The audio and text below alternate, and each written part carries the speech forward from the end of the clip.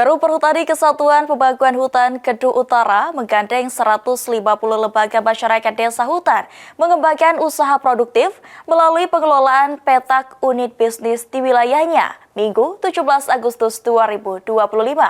Kerjasama ini merupakan upaya meningkatkan pendapatan masyarakat dengan memanfaatkan lahan hutan, namun tetap menjaga fungsi dan kelestariannya.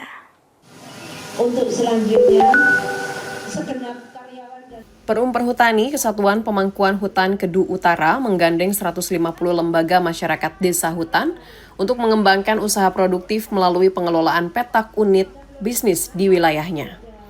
Ada dua kerjasama yang dikembangkan, yakni di sektor pariwisata serta pengelolaan tanaman kopi di lahan 8.000 hektar yang tersebar di 5 kabupaten, yakni Kabupaten Temanggung, Kendal, Wonosobo, Semarang, dan Magelang. Administratur KPH Kedu Utara Maria Endah Ambarwati pada Minggu 17 Agustus mengatakan tanaman kopi Robusta dan Arabica yang dikelola punya rata-rata produktivitas 2,5 hingga 3 ton. Sementara itu pengembangan sektor pariwisata meliputi wisata alam Telomoyo dan wisata pendakian di Gunung Sumbing, Sindoro, Perahu, Ungaran, serta Andong.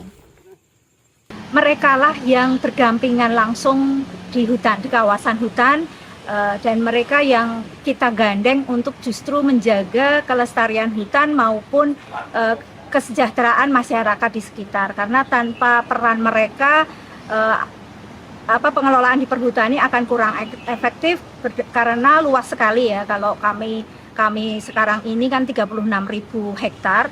Kalau kami tidak bekerja sama dengan masyarakat sekitar hutan, pastinya kurang efektif pengelolaan di lapangan.